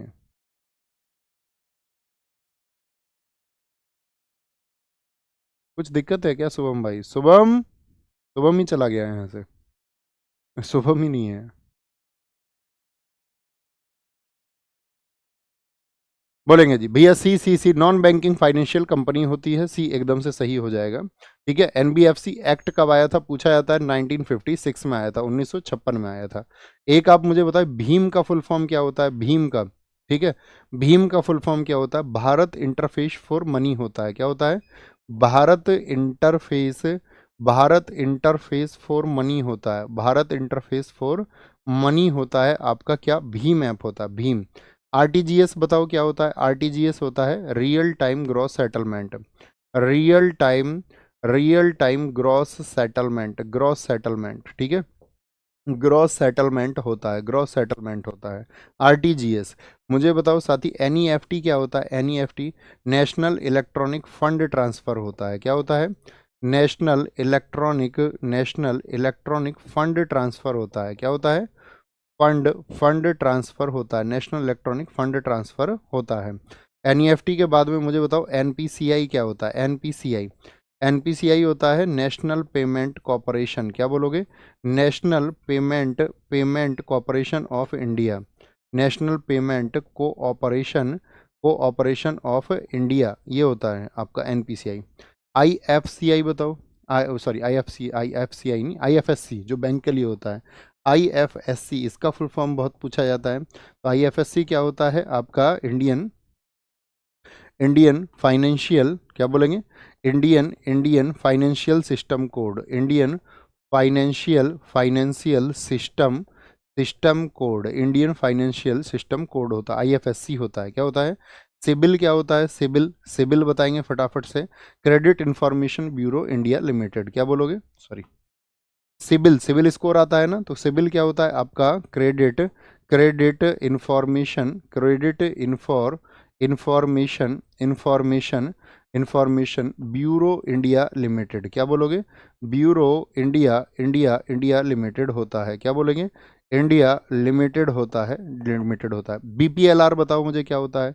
इकोनॉमिक्स के टर्म में बीपीएलआर क्या होता है? Benchmark prime limited. क्या बोलोगे? Benchmark, benchmark prime landing rate होता है। क्या होता है? Benchmark prime landing, prime landing rate होता है, लैंडिंग रेट होता है, रेट होता है। ठीक है, पीसीए क्या होता है इकोनॉमिक्स के फॉर्मेट में? पीसीए ये होता है प्रॉम्प्ट करेक्ट एक्शन। क्या होता है? प्रॉम्प्ट, प्रॉम्प्ट करेक्ट एक्शन होता है। क्या होता है? करेक्ट एक्शन होता है। ठीक है, करेक्ट एक्शन होता है। एनवीए बताओ क्या होता है? एनवीए आपको बताना है, इकोनॉमिक्स के टर्म में एनवीए का पूरा नाम क्या है? बोलेंगे फटाफट से। एनवीए क्या होता है, सबका आंसर आए। एनवीए क्या होता है दोस्त, बार बार मत लिखो क्वेश्चन का प्लीज। 15 से क्लास शुरू हो रही है, आप क्लास से लेट जुड़े होंगे। जो साथी शुरुआत में टाइम से क्लास को कर रहे होंगे उनकी क्लास में कोई समस्या नहीं होगी, उनकी क्लास बराबर चल रही होगी। जो बीच में जुड़े होंगे उनके लिए कभी कभी ग्लिच आ जाता है, ठीक है। आगे आएंगे। निम्नलिखित में से कौन भारत सरकार की मौद्रिक नीति तैयार करता है? मॉनेटरी पॉलिसी किसके द्वारा तैयार की जाती है, बोलेंगे। मॉनेटरी पॉलिसी प्रधानमंत्री के द्वारा, आरबीआई के गवर्नर के द्वारा। तो क्या बोलेंगे? आरबीआई के गवर्नर के द्वारा ये तैयार होती हैं, ठीक है। और पहली बार मौद्रिक नीति कब आई थी? 27 जून 2016। पहली बार 27 जून 2016 जो मॉनेटरी पॉलिसी आई वो पहली बार आई थी। क्या आई थी? पहली बार। कितने सदस्य होते हैं मौद्रिक नीति समिति में? इसमें 6 सदस्य होते हैं। क्या बोलेंगे? 6 सदस्य होते हैं, और 3 जो होते हैं वो तो रिजर्व बैंक ऑफ इंडिया से होते हैं, और 3 होते हैं आपका सेंट्रल गवर्नमेंट से, यानी सरकार की तरफ से, ठीक है। मौद्रिक नीति की अगर हम बात करें, क्यों लाई जाती है, क्या उद्देश्य होता है मॉनेटरी पॉलिसी का? मौद्रिक नीति का जो उद्देश्य होता है वो होता है साथी आपका वित्तीय या मूल्य स्थिरता। क्या बोलेंगे? वित्तीय या फिर आपका जो मूल्य स्थिरता होती है, स्थिरता, यानी कि फाइनेंशियल और प्राइस स्टेबिलिटी के लिए इसको लाया जाता है। काम वही होते हैं कि रोजगार सृजन और विकास जैसी चीज़ों के पैमाने को देखा जा सके, ठीक है, देखा जा सके। रेट आपको पता होंगी सारी जितनी भी होती है। रेपो रेट कितना चल रहा है अभी, रिवर्स रेपो रेट कितना चल रहा है, करंट अफेयर्स में देख के जाना लास्ट टाइम पे, अभी लास्ट में कितना रहा है। जैसे आपका एसएलआर आपसे पूछा जाता है, स्टैच्यूटरी लिक्विडिटी रेशियो, ये आपसे पूछे जा सकते हैं, ये आपको पता ही होने चाहिए, ठीक है। प्रधानमंत्री फसल बीमा योजना के तहत कितने क्षतिपूर्ति स्तर निर्धारित किए गए हैं? कितने किए गए हैं? 4 क्षतिपूर्ति स्तर है, या फिर आपका 5 इंडेमनिटी लेवल्स हैं, 5 क्षतिपूर्ति स्तर हैं आपका, या फिर आपका 2 है भैया, 3 है, 70, 80 और 90, ठीक है। 3 तरह की क्षति के लिए बनाया गया है। कब आई थी ये प्रधानमंत्री फसल बीमा योजना? 2016 की है। कब आई थी? 2016 की है। 18 फरवरी 2016 की ये योजना है, 2016 की। इस योजनाओं से संबंधित बहुत पूछा जाता है एग्जाम में, जैसे कि आपसे क्वेश्चन पूछा जाएगा। एक पूछी जाती है पीएम जो साथी आपका पीएम सुरक्षा बीमा योजना। क्या बोलेंगे? पीएम सुरक्षा बीमा योजना। सुरक्षा बीमा योजना ये कब आई थी? पीएम सुरक्षा बीमा योजना, इनकी डेट आपको पता होना चाहिए। 9 मई 2015 को आई थी। क्या बोलेंगे? 9 मई 2015 को आई थी। इसमें कितना प्रीमियम जाता था? इसमें प्रीमियम जो जाता था, कितने रुपए देने पड़ते हैं साल के? तो इसमें साल के देने जाते हैं 12 रुपये प्रति वर्ष आपको देने पड़ेंगे। फिर क्या मिलेगा आपको? 12 रुपये प्रति वर्ष देने पड़ते हैं। तो इसमें भैया अचानक अगर डेथ हो जाए, एकदम से एक्सीडेंटली कोई डेथ हो जाए, अचानक मृत्यु पर कितने रुपए मिलते हैं? अचानक मृत्यु पर इस पर 2 लाख रुपए का बीमा मिलता है, ठीक है, पूर्ण विकलांगता आ जाए। और आंशिक आए तो, आंशिक आ जाए तो, आंशिक आंशिक विकलांगता आ जाए तो क्या बोलेंगे? 2 लाख रुपए। और आंशिक विकलांगता यानी कि आप थोड़े बहुत घायल हो गए हैं, विकलांगता आ जाए तो क्या बोलेंगे? उस पर आपको 1 लाख रुपए मिलेंगे। कितने? 1 लाख रुपए मिलते हैं। मुझे बताओ, जो फसलों पर जो साथी आपका प्रीमियम दिया गया है, फसलों पर जो प्रीमियम दिया गया है, फसलों पर जो प्रीमियम, किस बात पे फसलों में प्रीमियम? यानी कि जो प्रधानमंत्री पीएम फसल बीमा योजना है, पीएम फसल बीमा योजना है, उसमें की बात हम कर रहे हैं। पीएम फसल बीमा योजना, तो उसमें प्रीमियम जो दिया गया है रबी की फसलों पर कितना है? तो रबी की फसलों पर याद रखना 1.5% का प्रीमियम है। आपसे पूछे खरीफ पर कितना प्रीमियम है? 2% का प्रीमियम है। कितना? 2% का। बागवानी फसलों पर कितना? बागवानी पर कितना है? तो बागवानी पर 5% का प्रीमियम है, ठीक है। मुझे बताओ, किसानों के लिए पीएम कृषि सिंचाई योजना किस वर्ष आई थी? पीएम कृषि, क्या बोलेंगे? पीएम कृषि सिंचाई योजना किस वर्ष आई थी? पीएम कृषि सिंचाई योजना ये किस वर्ष आई थी? सिंचाई योजना किस वर्ष में आई आपका? तो पीएम कृषि सिंचाई योजना आई थी आपका, ये आई थी आपका 1 जुलाई 2015 को, 1 जुलाई 2015 को आई थी, 1 जुलाई 2015 को। अगर मैं पूछूं पीएम किसान सम्मान निधि कब शुरू हुआ? पीएम किसान सम्मान निधि कब शुरू हुआ? पीएम किसान सम्मान निधि जो योजना आई आपका साथी, सम्मान निधि, ये कब शुरू हुई थी? पीएम क्या बोलो, किसानों के लिए 24 फरवरी 2019 को। अच्छा मुझे बताओ, इसमें एक वर्ष में कितनी किस्त आती हैं किसानों के लिए, जो 2-2 हज़ार रुपए की आती हैं?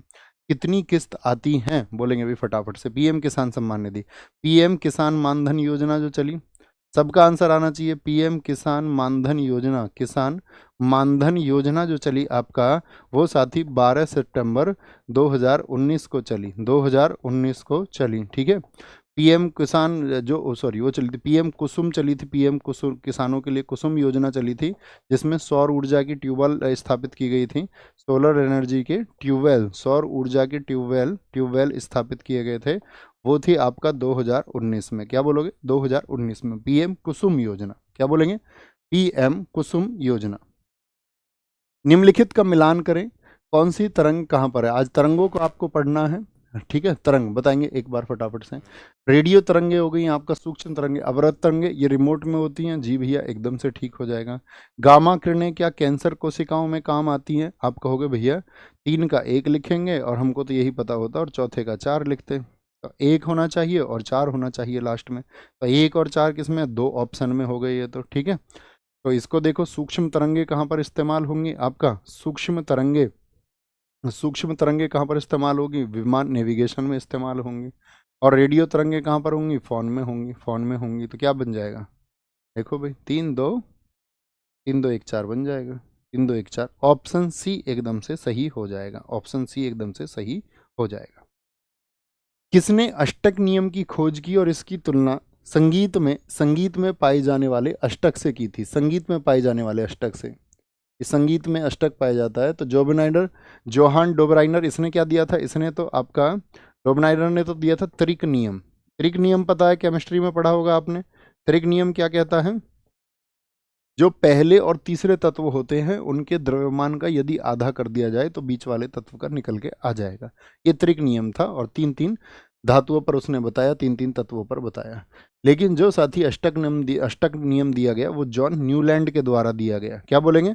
इन्होंने बताया था कि पहले और 8वें जो तत्व होते हैं उनके गुण समान होते हैं। तो इसको कहा गया आपका, दिमित्री मेंडेलेव ने क्या बनाई थी? आवर्त सारणी। अच्छा, मेंडलीव की जो आवर्त सारणी है उसका आधार क्या था बताएंगे आप? परमाणु क्रमांक या फिर आपका परमाणु भार? तो मेंडलीव की जो आवर्त सारणी थी उसका आधार था परमाणु भार। क्या बोलेंगे? परमाणु भार की परमाणु क्रमांक? सबका आंसर आए क्या था? परमाणु क्रमांक था या फिर परमाणु भार था? सारे साथियों का आंसर आना चाहिए। Very good, very good. एक और साथी था हमारा जिसने, नहीं मौजले ने, तो मौजले ने बनाया परमाणु क्रमांक। ये बात याद रख लेना, जो मौजले है, मौजले उसने बनवाया था आधार किसको? एटॉमिक नंबर को, परमाणु क्रमांक। उसने कहा था तत्वों के भौतिक और रासायनिक गुण उनके परमाणु क्रमांकों के आवर्ती फलन होते हैं। किसके आवर्ती फलन होते हैं? परमाणु क्रमांक के। लेकिन मेंडलीव कहता था तत्वों के भौतिक एवं रासायनिक गुण उनके परमाणु भारों के आवर्ती फलन होते हैं। तो परमाणु भार यानी कि ये आपका कहता था किसको? एटॉमिक मास को, और इसने बताया एटॉमिक नंबर को, एटॉमिक नंबर को, ठीक है। दोनों को याद रखना, आधार है। पीलिया किस अंग का रोग है? पीलिया किस अंग को प्रभावित करता है? पीलिया बताएंगे एक बार। तो पीलिया यकृत को प्रभावित करता है, वृक्क को, अग्नाशय को, या फिर हृदय को? तो पीलिया यकृत को प्रभावित करता है, जिसको साथी क्या बोलते हैं? हेपेटाइटिस, हेपेटाइटिस, हेपेटाइटिस, हेपेटाइटिस रोग, हेपेटाइटिस रोग किसमें? इसको पूछ ले हेपेटाइटिस नाम दे करके, तो बोलेंगे यकृत को प्रभावित करता है। डिप्थीरिया बताओ कहाँ पर होता है? डिप्थीरिया किसे प्रभावित करता है? डिप्थीरिया थ्रॉट यानी कि गले को प्रभावित करता है। घेंगा रोग जो कि आयोडीन की कमी से होता है, किसको प्रभावित करता है? घेंगा रोग किसको बताएंगे? आयोडीन की कमी से, ये भी गले को। टाइफाइड में, टाइफाइड किसको आपका इफेक्ट करती है? टाइफाइड जो रोग हो जाता है साथी आपका, या पेचिस पूछ ले, पेचिस, तो क्या बोलेंगे? ये सब आपका इंटेस्टाइन को यानी कि आंत्र को प्रभावित करते हैं, आंत्र को। पायरिया बताओ किसको प्रभावित करेगा? पायरिया या स्कर्वी होता है, स्कर्वी, ये किसको प्रभावित करते हैं? पायरिया और स्कर्वी। तो आप कहेंगे ये भैया मसूड़े को प्रभावित करते हैं, यानी कि दांतों को भी हम कह सकते हैं, ठीक है।